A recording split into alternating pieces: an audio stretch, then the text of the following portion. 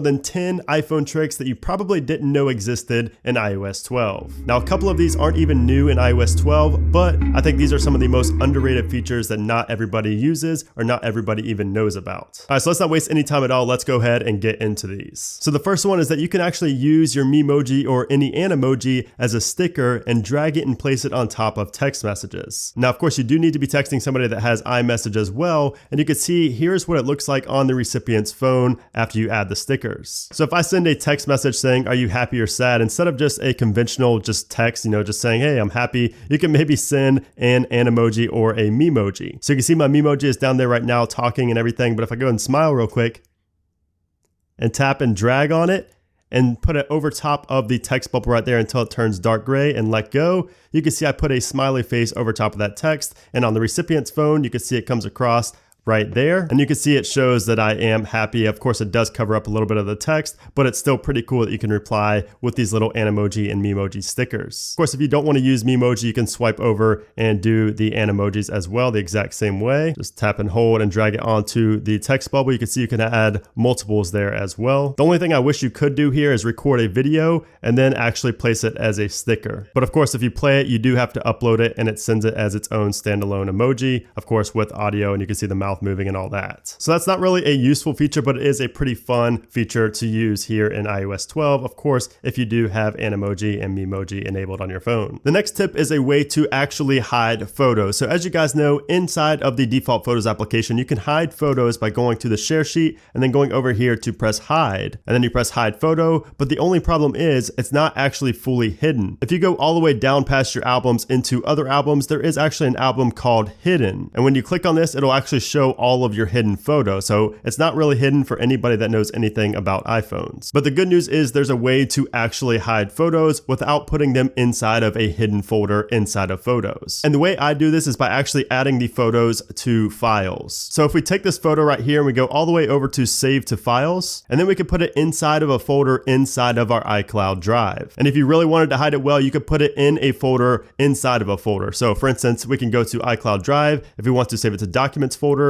and then inside of the documents folder, we have another folder called Zoom. So we can save the photo inside of that folder. So it's inside of two folders, but also inside of iCloud Drive. We click add, it goes straight there. And if we go to our Files application and go to iCloud Drive, Documents, Zoom, you'll have the photo right there. And I think this is just a much better way to actually hide photos and videos, because not a lot of people really think about the Files application, especially people that don't know a ton about iPhones, like obviously me, or somebody that's really, really into iOS and knows pretty much the ins and outs of it is going to eventually look inside of the Files application, but most people will not look inside of the Files application. They definitely will not go into multiple folders inside of the Files application. So in my opinion, this is the best way to hide photos and videos on the iPhone. I should actually clarify that I think it's the best way to hide photos and videos without another application. Now, the next tip applies to both iOS 12.1 and to newer devices like the iPhone XS, the XS Max, and the iPhone XR. And this trick is that you can actually change the depth of field before taking a photo. So of course, you guys know with the new iPhone's portrait photos, you can now change the depth of field after taking the photo. But in iOS 12.1, you get a little f-stop button up in the top right. And if you tap on that, you can see you can adjust the depth of field before you actually take the photo.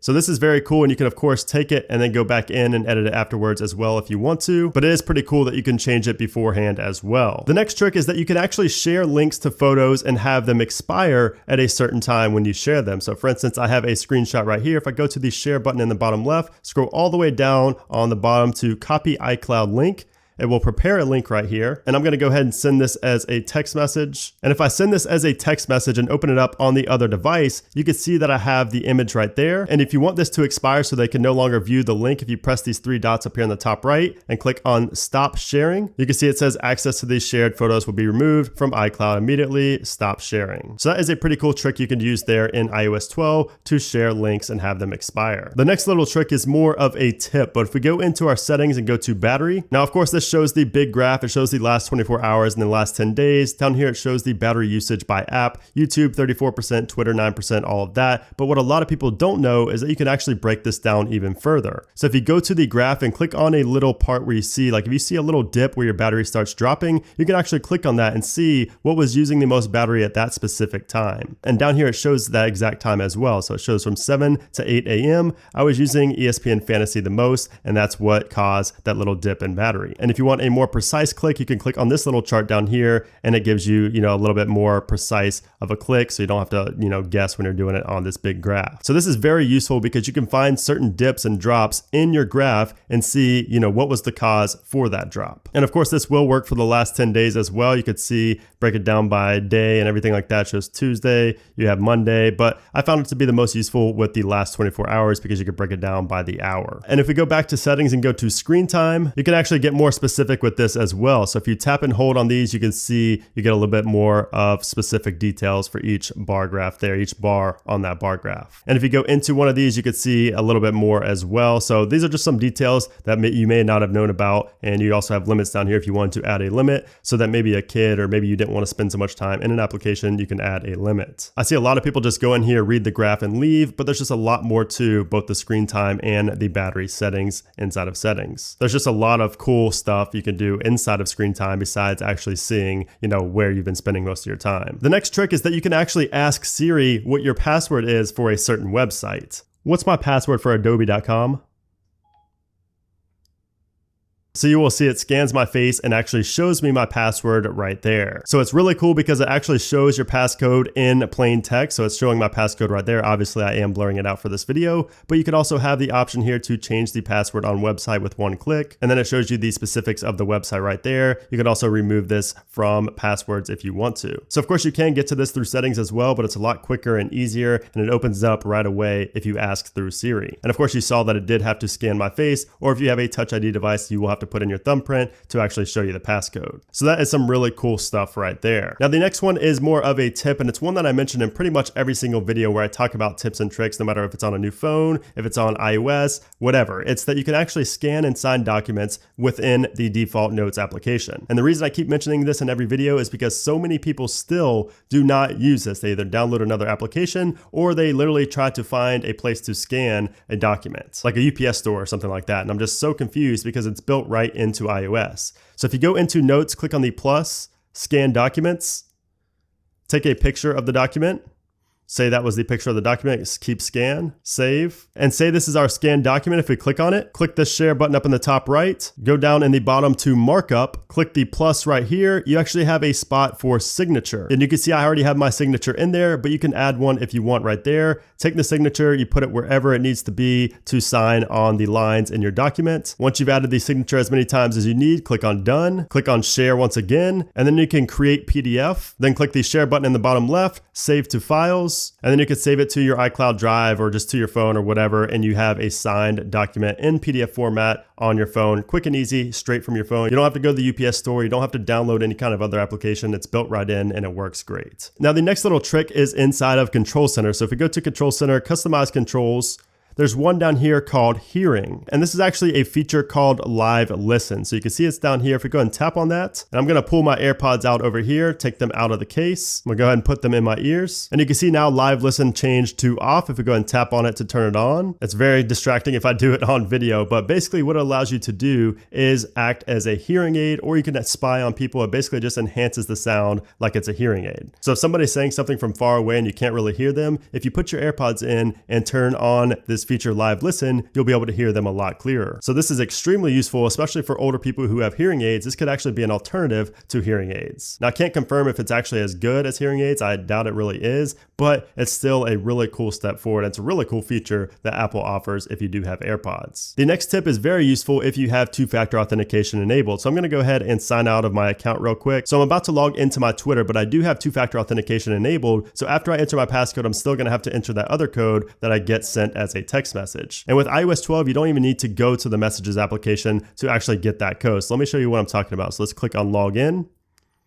You can see it will send a code. And look, right here, it shows from Messages and it shows the code. Just tap that, submit, and you're done. You're logged in. That is extremely useful and a feature I really never knew that I needed until iOS 12. And by the way, just a side note, if you don't have two-factor authentication enabled for anything, make sure you do that. In today's day and age, you're really never safe with passwords online. The next little tip is that you can actually type to Siri. So say you're in a loud place, or if you're just in a place that's really quiet and you don't want to talk really loud, you can actually access Siri by typing. So if we go to our settings, go to General, Accessibility, go down to Siri, and then you have Type to Siri, a toggle for Type to Siri right there. So now if we go ahead and invoke Siri, you can see it automatically just as you type something instead of say something. So if I just type hello, you can see it says hello, Brandon, back. So like I said, this is super useful if you're either in a loud place where Siri won't be able to understand you, or if you're in a quiet place and you don't want everybody in the building to hear you talking to your phone. And the next trick has to do with Siri shortcuts. So basically, I can't say all of these in one video, but there are just so many tricks that you never thought would be possible on an iPhone that you can do here with Siri shortcuts. You can literally download videos from YouTube. You can download pictures from Instagram all in a tap. You can convert burst photos to a GIF, convert videos to a GIF. You could turn things on and off. You can automate everything on your phone with Siri shortcuts. And this is still somehow a very underutilized, underused feature in iOS 12. And if you want to learn how to create Siri shortcuts, I actually have a series on this. So make sure you check that out in the cards right now. It's also down in the description below. It's very informative and shows you basically how to use Siri shortcuts